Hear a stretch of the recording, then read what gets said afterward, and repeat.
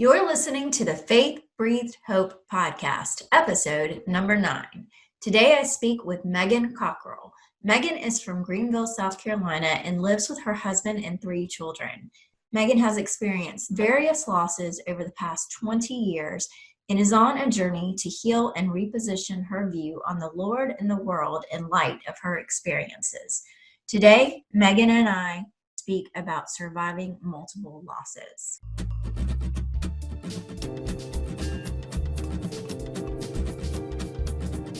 Welcome to the Faith Breathed Hope podcast, where we gain inspiration and motivation from others who share their touching stories of renewing hope and discovering purpose in any circumstance. I'm your host, Christina Reisinger, and today we will be encouraged by another tremendously inspirational topic that will embolden you to release fear, begin taking small steps forward, and move into your God-given purpose to live and serve in this life. Join me for today's story.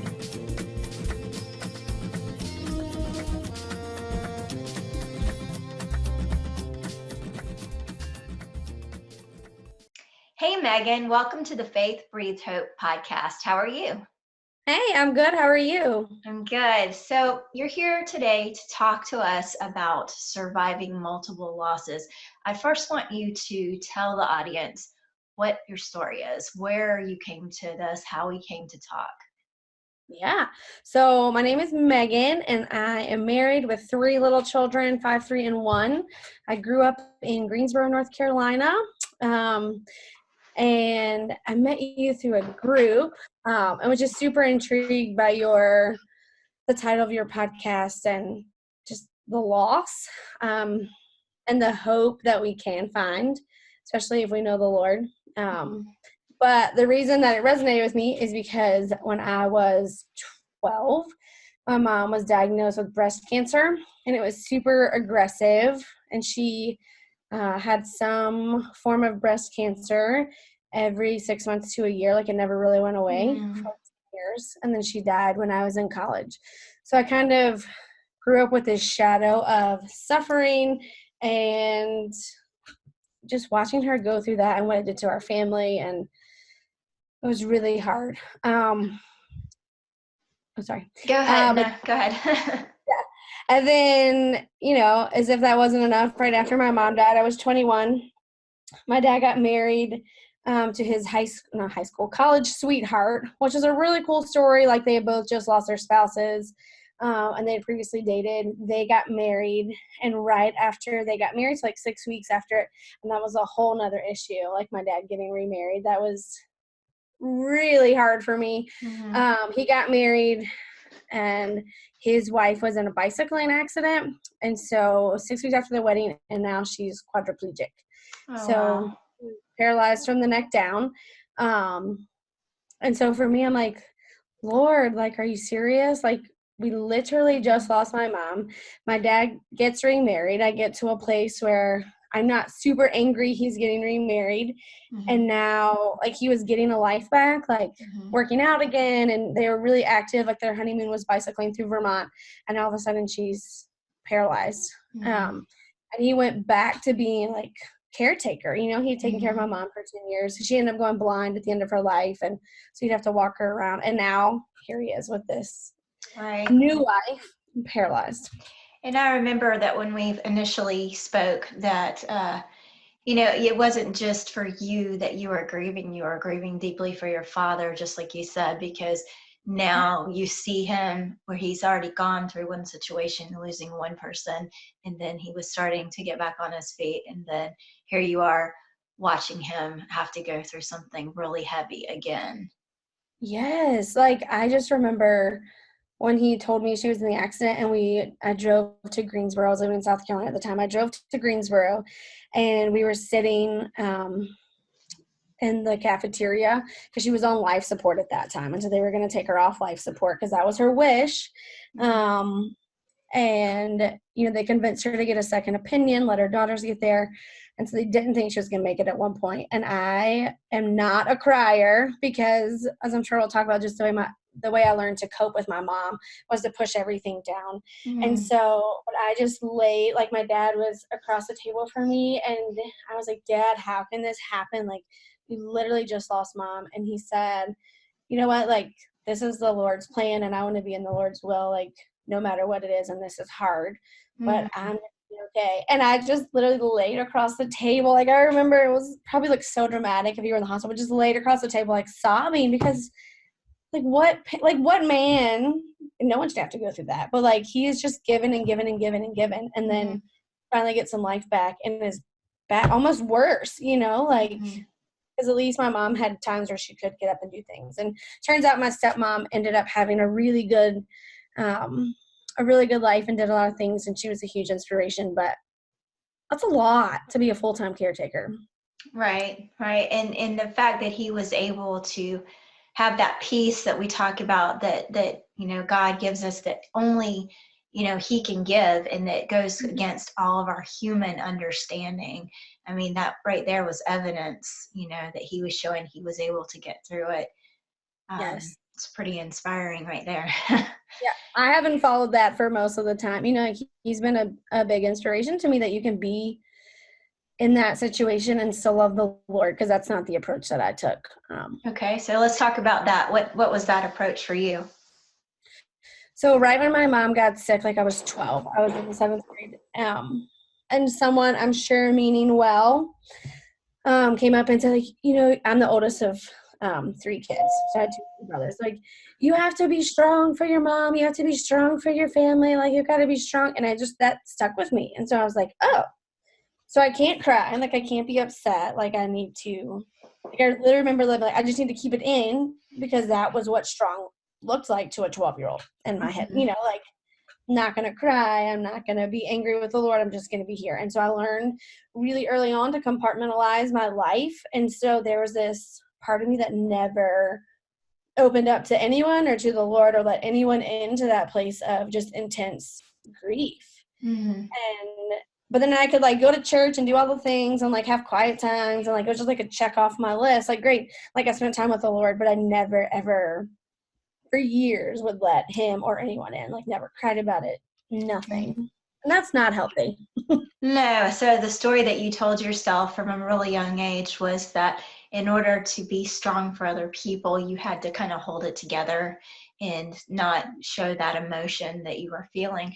And, we know that what happens when you stuff things, and you continuously do not talk to other people about what's going on, and you hold them all in, and you feel like you have to save the world, so to speak. You can get sick from that. It really keeps digging and digging, and eventually there's no place to stuff anymore. Did you ever come to a place where I guess maybe there was already too much in there and you felt like you maybe couldn't handle it, or were you able to release some of that and process it? How did that work? Yeah, so my mom was sick for 10 years. My dad got remarried, and then Susan had the accident. And I think it was 2 years after that. It was the year I ended up getting married. But so I am a really outgoing, fun, like, bubbly person, and love to do things, like, not a homebody, don't want to sit at home. And I got to a place where I was living with one of my best friends that I grew up with, and I think she might have brought it to me, but, like, something's not right. Like, you come home from work and you literally lay in your bed and you don't clean. Like, what's going on? And not that cleaning is the thing, or I had to go out, but I just completely shifted my personality. And so she encouraged me to get some help, and I went to a doctor, and they told me I had dysthymia, which is like depression but chronic, so it lasts a long time. So it's not, I don't even know how to describe it. It's basically like, hey, you'll probably have this the rest of your life, because it's just kind of the way I learned to cope. And, like, these things are deep inside of you. And I do think there's healing that the Lord could heal from that. But I think my brain chemistry had just really been messed up from my method of coping for so long. And so I got on medicine, and I'm still on it today. And I started seeing a counselor. And so that was huge. Like, and it was a Christian counselor, and trying to come to a place where I could see the Lord in the the way that he is and not the way that I was feeling that he was. And Now, so that was, I'm sorry. Did no, you're you good. did you decide to see the Christian counselor, or was that just the person that somebody suggested? How, were you seeking that relationship? I think when it was brought to my attention and I could see like, oh yes, like this is not me, this is not who I am, and something is wrong. And then hearing myself talk, like it kind of helped me be a little like introspective, like, and realizing how much hurt I had and how angry I was with the Lord. And I was saying things like my brain and my heart didn't align. So like I knew that the Lord was good and that he cared for me, but my heart was like, no, he doesn't. He doesn't care for you. I was really just listening to the lies, but I couldn't make them align. And so when they told me counseling, that sought out Christian counseling on purpose, because I think that was kind of the core of my issue. Okay. So, I think that's a very common reaction to loss, is that, especially if you have multiple losses, or even just the one, when something bad happens, something terrible, something even expected or unexpected, one thought is, God did this to me. God took this person from me. God didn't save this person.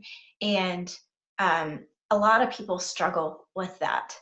I had a conversation with a woman not too long ago who lost a daughter. And, she's a believer, but she came up with, a little bit of this doubt. And I said, we don't know what, the thing is when you lose somebody, you have all these what ifs, how, woulda, coulda, shouldas, everything comes up, all these questions. And the truth is, we don't know if we're ever going to get the answers. But what we do know is we know the promises that we have. If you read the Bible, if you are a Christian, you are a believer, you know that there are certain promises that you are given. And one of those promises is that we are to see the goodness of the Lord in the land of the living. And so when people come to, discuss these things, that for me is the answer that I have. Do you have anything that, you had an epiphany or a way that you would explain that to someone who's going through that same thing? Because you said you were there. So obviously there's tons of other people that have that same question. What would you say to them? Yeah, one of the things, and I don't say this lightly, it took me years and years and years. In fact, this was like maybe the last 3 years that this really sunk in. But one of my mom's best friends has ended up becoming kind of like my surrogate mom, and has really mentored me through all the loss that I've experienced. And one day I was having a hard time, and she was like, I trust her. She's been able to speak truth into me. And so her words were, have you ever thought that it's not all about you, and that like your mom dying, that was the Lord like showing his goodness in her life. And that was huge for me. Like, and not that death is necessarily good, but like if it's all about me and I wanted her here, then her body was literally like just decaying. And so is it good for her to stay here on this earth? Like she had fought long and hard, and the Lord like used her while she was here, and she impacted a lot of lives, and she like fulfilled the work that the Lord put her here to do. And then he called her home, and that was beautiful and good in her life. And so I think that was kind of my epiphany, like being able to take myself out of the center, because I've had several other things happen too, and everything has just been like, why did this happen to me? Like, why is this me? But it's not me. Like, I think one of my other beautiful pictures is like looking at life like a tapestry. Like when you turn it over, there's just all these threads and it doesn't make sense and it's chaotic, but then you turn it around and it's a beautiful picture. And so, isn't that cool? That is a beautiful description. I like that. Yeah.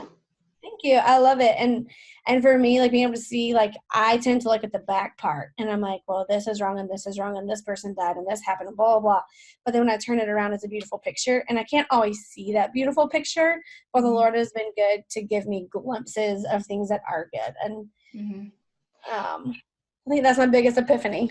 Yeah, well, I would dare say that a lot of people probably look at the back of the tapestry and see all the chaos and the jumbled up knots, and and that's why I think we talk about gratitude a lot, because when you're able, I mean, you can't tell somebody, hey, you just lost somebody, you need to be grateful, you need to be thankful. But when you're at a place where you're ready and you're able to start being thankful and recognize your small blessings, then you're able to start flipping that tapestry over, and you start to see that beautiful picture that has been created for you. Yeah, for sure. That's such a good way to describe that. I really appreciate you sharing that with us. Yeah, So you're welcome. you've had more loss, not Correct. so can you tell us some more of your story? Yeah, sure. So my stepmom was in her accident, and then I got married and had my first child. His name is Carter. And when he was 6 months old, my brother was in a really terrible car accident. And it just, as the day went on, his injuries got worse and worse. So he broke his back, one of his vertebrae shattered and went through his spinal cord. And so he had to have this crazy back surgery, and he broke both of his ankles. And that was really hard. I immediately jumped to why our family again, leave us alone. But, my son and I ended up living with my brother for a few months so he could recover, because that was the best way for insurance to work and rehab and all of that. So the Lord, that was the first time, honestly, in all of the grief that I experienced up to that point, where I was so upset. And I was like, why, Lord, why? This doesn't make any sense. And the Lord was like, Megan, I was there. You're asking why this happened, but you should be thanking me for saving his life. I'm going to get a little emotional, but the Lord was there and was good and faithful in that situation. And so, so there was that. And then I had my second child, Callie, and my husband's parents got a divorce. And my husband lost his grandmother. And so my mother-in-law was living with her mom. And so she died, the grandmother. And then about a month later, my mother-in-law had a massive stroke. And so she is now paralyzed on the left side and in a wheelchair. And so that was incredibly hard, because my dad and my stepmom, Susan, lived far north, up in Virginia. And so it's hard for us to travel and see them and for them to see us because of her, just her condition. And then my mother-in-law had this stroke. And so she was the one who was constantly taking care of the children or playing with them, getting the floor. She was that grandparent to my children. And then all of a sudden that was taken away. And then I have a aunt who I grew up with my entire life. I was actually my grandmother's sister, and we were really close. And after my mom died, my aunt really stepped up. And so she became another mom to me, and a grandparent to my children. And about a year after my mother-in-law's stroke, my aunt suddenly died. She had lung disease called sarcoidosis, and then she got the flu. It was a couple years ago, and the flu was so bad, and her body just wasn't able to handle it. And so she was fine one day and died in her sleep the next. And that was a horrible loss. That was, I was pregnant with my third child, and that was the first time that, because I had done healing from all these other issues, had been able to feel the pain in the moment, because I'd been so good at guarding. And that was intense. And I think for me, that was probably one of the hardest things, because it was stacked on so much other loss. But yeah, I think that when we have compounded loss, when we have, loss after loss after loss, we start we start bringing in a lot of fear, we Mhm. may have a tendency to push away the ability to process, like you were saying. So it's like, here, what's next, kind of thing. Right. And I don't know if you felt like that, but we had something similar where I guess it was all within a span of a couple of years. Um, we lost a friend Mhm. who was our age. He was a father of 6, and he passed in a tragic accident. And then I think it was 3 months later, our daughter Isabella passed away. But before and after that, there were things all mixed in. So when I was pregnant with my daughter, who I knew was sick, our dog died. So you could say, well, it's a dog, but there was something tied into all of that. I was already grieving Right. her sickness. And then, this dog that I loved got killed in an accident. And then um, we found out in between our friend and our daughter's death, our neighbor's son died. It was just like one thing after another. And Gosh. then, later an uncle died, and it's just like, you get to this point, I think, when you're in the middle of it and you're like, man, like you said, God, really? Are you really there? Mm. What's going on? How much more of this do you think I can take? Do you think I am stronger? You must think I'm stronger than that's what I would say. You must think I'm stronger than I think I Right. am. But you're right. He is there in the middle of it. He is there with you. And we don't always know what that looks like. Right. Um, so tell me, as far as, like, since you had so many things happen, did you form this attitude of what's next? Oh. Mhm. Expecting something to happen. How did Yeah. that affect you? Yeah, I've come a really long way. I remember back in college before I married my husband, we dated for a while. And P.S. I Love You came out. Have you seen that movie? I think I may have a long time ago. Oh gosh, it's horrible. I don't even know. It was terrible. But the husband dies, and that sent me into a tailspin. Like I literally like cried with my then boyfriend for like 3 hours. Like could not control my emotions because I was Hmm. really good at releasing my emotions on something that wasn't me, Hmm. myself in it. So now I still choose not to watch movies where I know it's Hmm. like that because I'm like, I've lived that life. I don't want to see that in a movie. But yes, I have really struggled with fear. I think because like I've seen what it's like to lose a spouse, like my dad losing my mom Hmm. at an early age. Like that is a huge fear that I have, and I have to fight that. Or like my children dying, or my brother. Like I Hmm. constantly fight that fear, and it's gotten better as the years have gone on, and the more that I've let the Lord into that dark place in my heart. Um, but it's scary. And I think part of it is, in a way, smart, and part of it is unhealthy. Like, it's Hmm. unhealthy because that's no way to live, but it's smart in the fact that I try to, every time I get together with my family, like extended family, like embrace that time because Hmm. it could be your last. And I know that better than anyone that, Hmm. life is short. Not anyone, but you know what I mean? Yeah, I Like, know. Yeah. a lot of people don't live that way. They take things for granted. And so I try really hard not to do that. So I think it's healthy, but Hmm. it has been very unhealthy in the past, and have tried to work through that and let the Lord speak into that. It's interesting that you bring that up. I actually had that same exact thought this morning, because your perspective changes forever.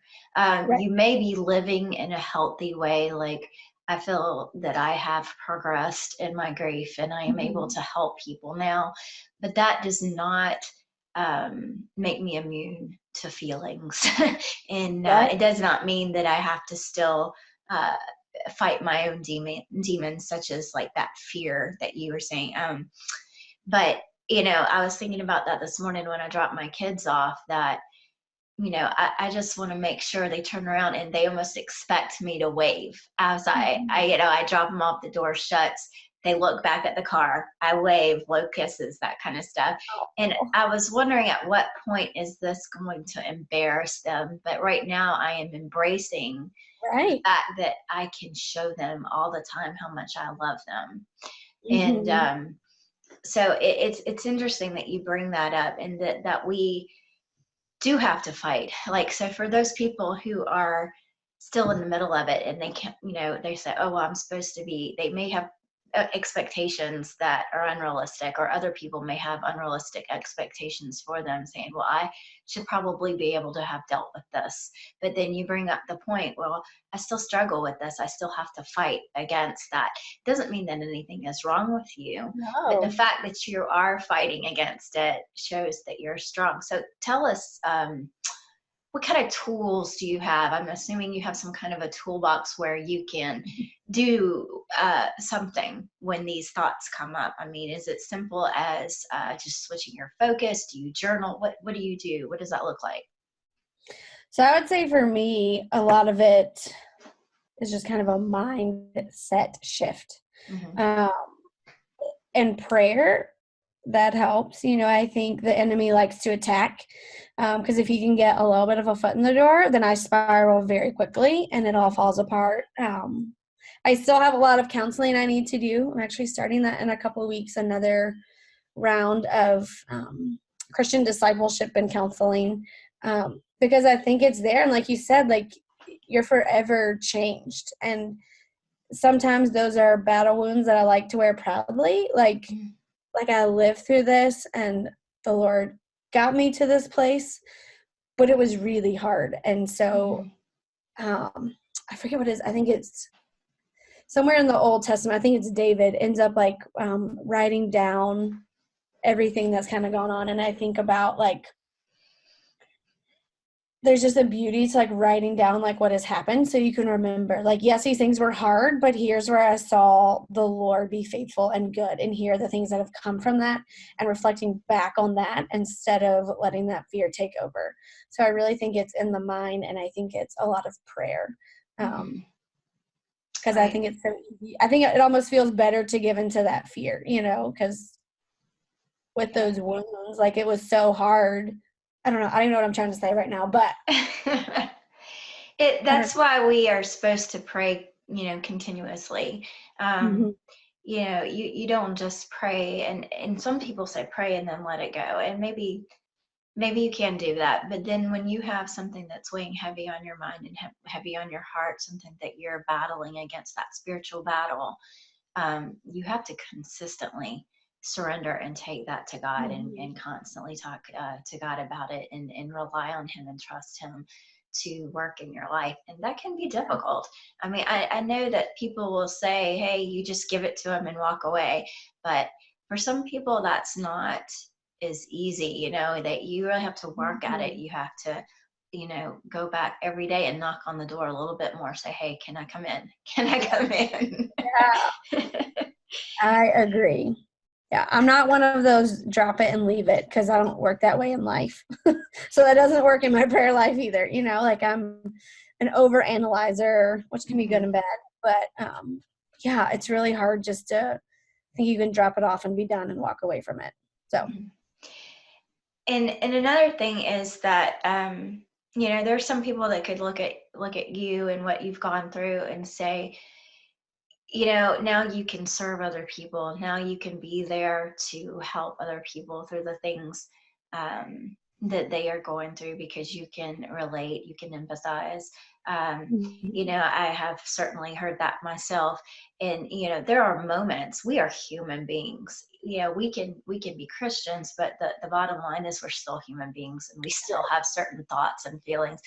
And, I'll even admit there was a time in my, when we first lost our daughter, I didn't want to help anybody else. I just want my daughter back, and so, I mean, I know that probably can anger some people, but the thing is that you're here and you're telling people about your story, you're sharing your story, and you are helping people. How does that make you feel? I mean, is there an initial little bit of, oh, I wish I hadn't had to deal with this, or, Yeah. So a long time ago, I felt that anger anytime that was brought up, or like, I know so-and-so's dad just died of cancer. Can you talk to them? And they'll be like, he got cancer and it was a year. And I'm like, ugh, well, my mom was sick for 10 years. I don't want to talk to them. Like, it's different. Mm-hmm. And it is. Everyone's experience is different. So I used to be very frustrated by that. Like, leave me alone. I didn't want to be here. I didn't ask for this. But eventually, throughout the years, like, one of my things kind of in my darkest days has just been like, Lord, if you have brought me here and are asking me to walk through this, then my request is that you enable me to help other people in whatever way that looks like. And so that hasn't really played itself out in like a really consistent thing, but seeing your podcast, like, I wanted to share my story because I want to move towards that. And I would say that I still have a lot of healing and growing to do through all of this. And so I'm hoping once I walk through some of it some more, that the Lord will use me in a more consistent way. Because I think it is beautiful, and it is something that I hope most people don't experience, the consistent loss. But I'm here and so I want to be able to share what that means to me. Right. And I would tell you that you've probably helped more people than you even realize. I have people come up to me, and they're saying, oh, the thing that you said the other day, or, I did watch it and I had no idea, I had no idea anybody was paying attention. And so I could almost guarantee you that there's somebody that has been helped by what you're going through, and there'll be many more people to come. So Thank you. I really, really appreciate you joining me here on the podcast, Meghan. And, you're amazing. Thank you. And God is going to use you. Can you tell the audience where they can find you, say if they resonated with you and they just want to reach out? Maybe they have suffered multiple losses and they felt like maybe you could understand. They just wanted to chat. Where could they find you? Sure. So I'm most active on Facebook. So you can find me. It's Meghan Panel Cockrell. And it's COCKRELL. So I'd love to chat. So thank you so much for having me, and I appreciate your time. Awesome. And we will keep up with you. So be blessed.